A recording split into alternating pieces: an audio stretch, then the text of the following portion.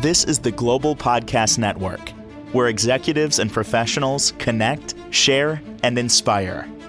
Stay tuned for the conversations that drive success.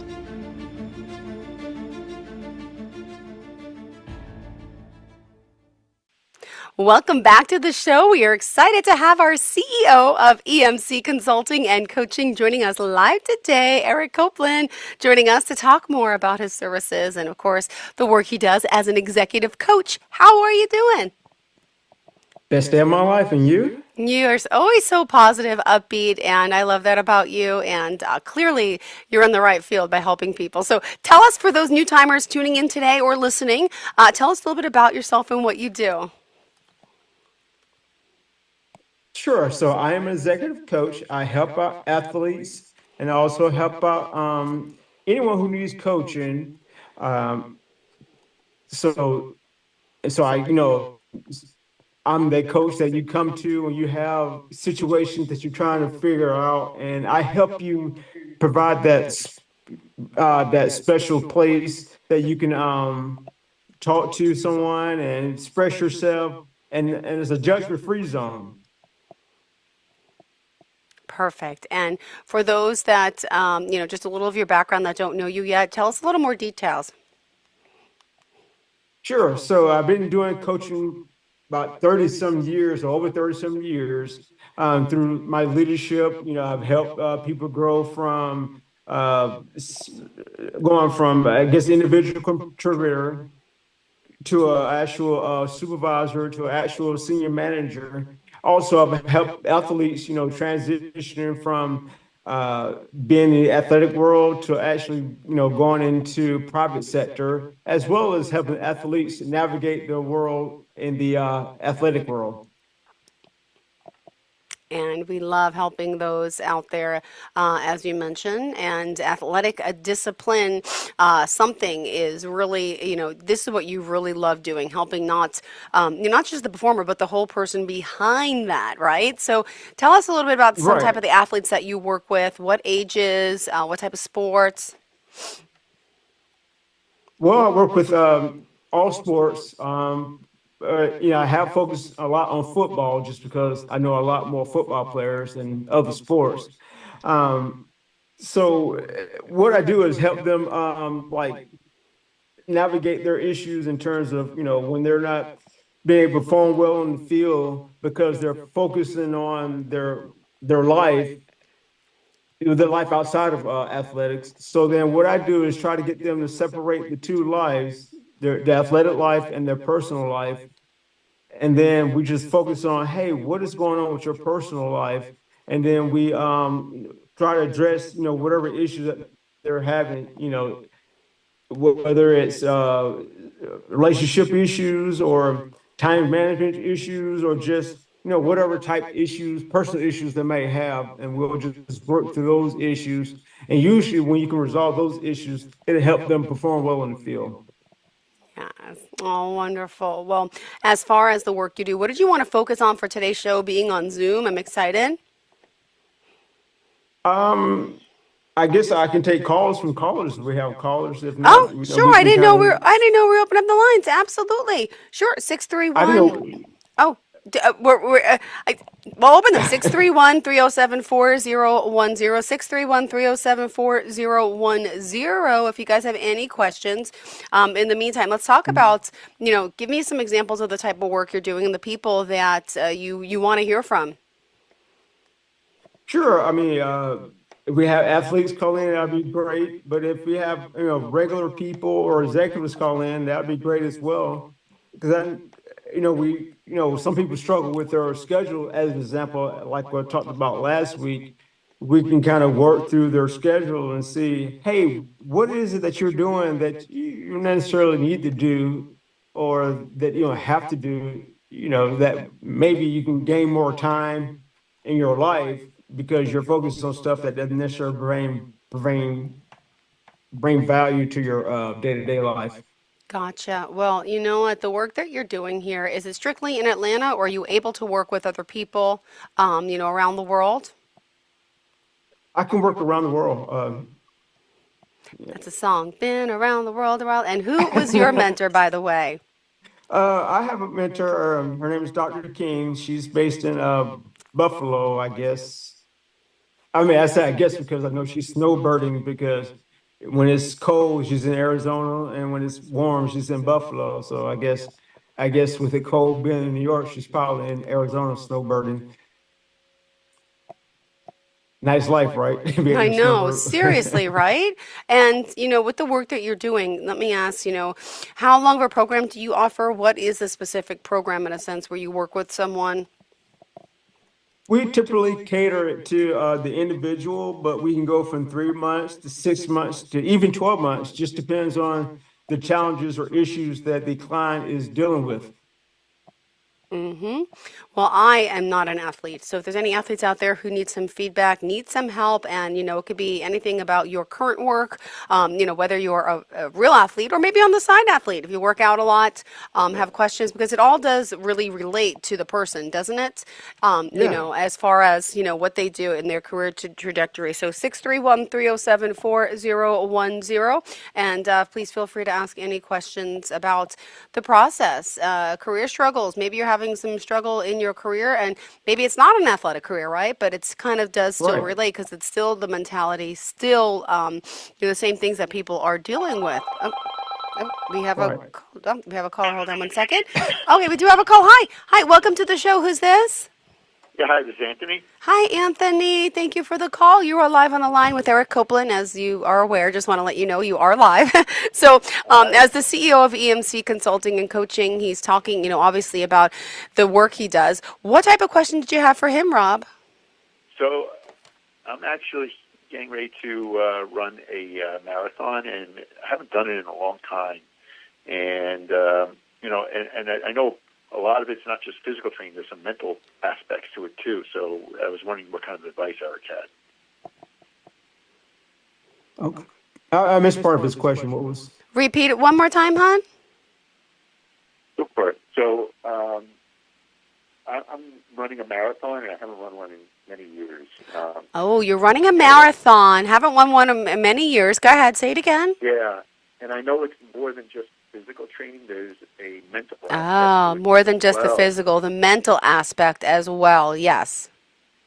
So I was wondering what kind of advice Eric would have to kind of get prepared to. What type of advice to get him prepared? And how old are you, by the way, Rob? Would you mind sharing? Sure, I'm 56. 56. And are you an avid runner? It's just always good to get your background, right? I'm assuming, Eric, tell us a Yeah, little bit about your athleticism. sure. I run every day. I run for like 215 straight days. Oh my at gosh. Minimum 3 miles, all sorts of weather. I haven't. Probably been about I'd say about 7 years since I've done my last marathon, and 6 or 7 years. And it just started taking a toll on my body, so I ended up just kind of dialing it back and doing shorter distances. So I haven't really done any long distances. I actually did like a 10-mile race about a month ago. But other than that, I haven't really done any distance races. Okay. So, question for you.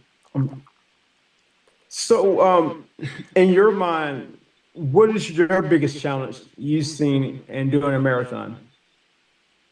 I'm sorry, what's that? What has been the biggest challenge have you seen in doing a marathon? You said you've done marathons previously.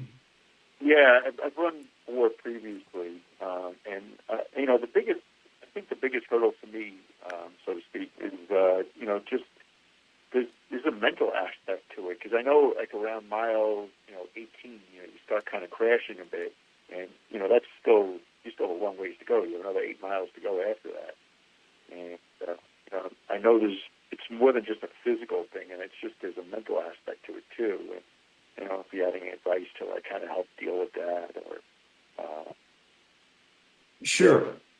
Sure. I know when I run, I always look at, the horizon, and I pick out a point in the horizon, and I focus on that point. And then when I get to that point, I just focus on the next point. So I don't necessarily try to focus on the end, because you can kind of get distracted and start saying, oh man, this is a daunting task. trying to get to the finish line. But if we just focus on different um I would say different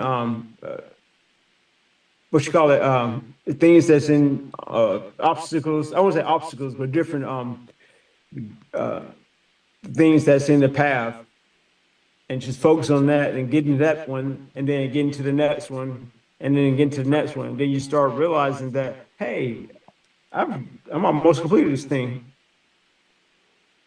Yeah, that's pretty good. Yeah. Okay. All right. All right. No, this is good.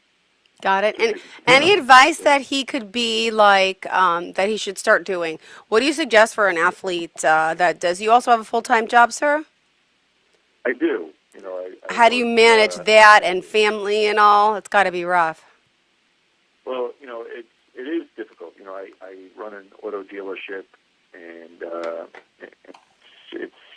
it's a lot of time. I have a very demanding girlfriend on top of it. No. She's always wanting something from me. Oh.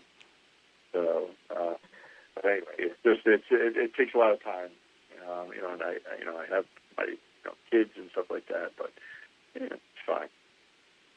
All right. Well, thank you for the call So, today. do- Go ahead. oh, I No, was go gonna ahead. You ask, have more time. Go ahead. I was gonna ask, do you run just to get your mind away from things, or are you running to stay healthy? It's almost like my therapy. I need it. Okay. I need a lot of therapy. Trust me, with all these demands, I need a lot of therapy. Okay. You know. And does running make you feel invigorated? What's that? I said, does running make you feel invigorated? Like when you get through, like man, I can accomplish the world.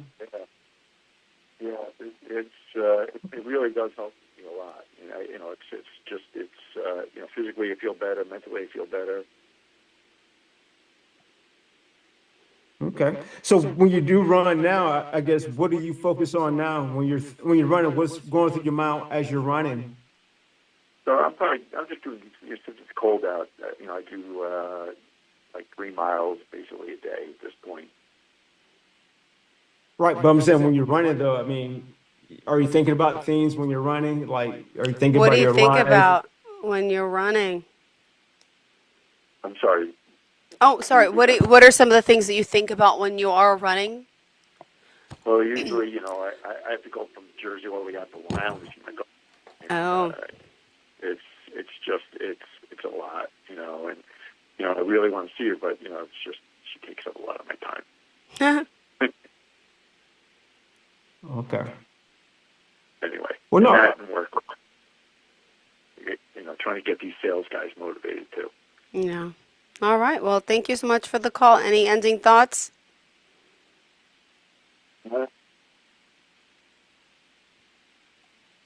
Thank you both. All right. Thank you so That's much me for the or call. him? Thank you. Thank you. All right. You have a fantastic day. Anyone else, please feel free to. Thank you. Bye-bye. 631-307-4010 if you have any more questions. In the meantime, obviously you're dealing with people all the time that have regular careers, right? And they're still trying to Right. keep busy to do all of this. Do you deal with professional athletes as well that do this for a living?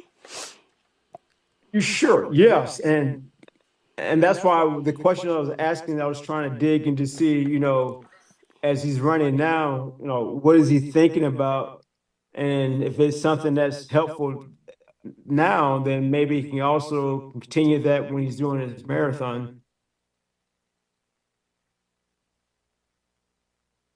Yeah, if we had more time, I would have wanted to flesh that out more. You're breaking up. I'm so sorry. Say that again. I was saying if we had more We have more time with time. him, I would Oh, want to oh. flesh that out more on, what does he think about? No, with him, I want to know what makes him, well, I guess what he thinks about when he's running. Yeah. I don't know. I don't like running, so I wish if you're out there. Oh, all right. What other things do you think it's, important for your listeners to know about having a coach? What else could it bring to the table? Well, I mean, a coach is a person that don't necessarily give you advice, but they provide that space for you Hmm. to think out loud, with someone, so if you want to talk about something, like, hey, I'm thinking about this, and then what do you think about ABCD, and then you can give them your feedback as opposed to you talking to yourself. And it's like, Hmm. hmm. What are some ways to help the athlete build confidence, would you say? uh, as they say, how do you eat an elephant, right? One bite at Yeah. a time. So when you're doing that, you look at the small things, and then you look at the next small thing, next, and then the next one, and then the next one, and then by the end you realize you've accomplished the bigger task. Yeah. That's what I was talking about when he was running the marathon. If you look at the object and then get to that object, then look for the next object, and then you just keep going till you get to the end. Yeah. Now, did you want to share some other stories to people you're working with? We don't have any other callers at the time. 631-307-4010. Sure. Unless you have some questions you want to specifically ask me. I like hearing the stories of the people you helped. But I know I've asked that before a few times in some of our Sure. shows. But there are new listeners and viewers, obviously each and every show. But where did you get your passion from? It's important to establish that if someone is new to the show today. What made you get into this field? Could you share that story? Sure, sure. So in working with people, you see people get kind of stuck, and it's like, wow, man, I wish you can just get out your way and then get to your end goal, because you're not necessarily that far from your goal. You just need to be pushed. So, like helping people to, get to their goal, especially if they're stuck, because sometimes just people just need a push to get to the goal. Because there's a person that I work with. She's in a process. At that time, she was in the process of retiring, and then she was just like, "What do I do with my life?" And I was like, "Okay, so what do you like to do?" And she's like, "I like mentoring young ladies." All right, well, let's find different organizations where that you can go out and mentor to young ladies. And then she found a few organizations, and then she got plugged in, and now she's like really enjoying life because she feel like she's really making a difference in young ladies' lives. Now, if you weren't doing this, what do you think you would be doing? Uh, Looking for a job.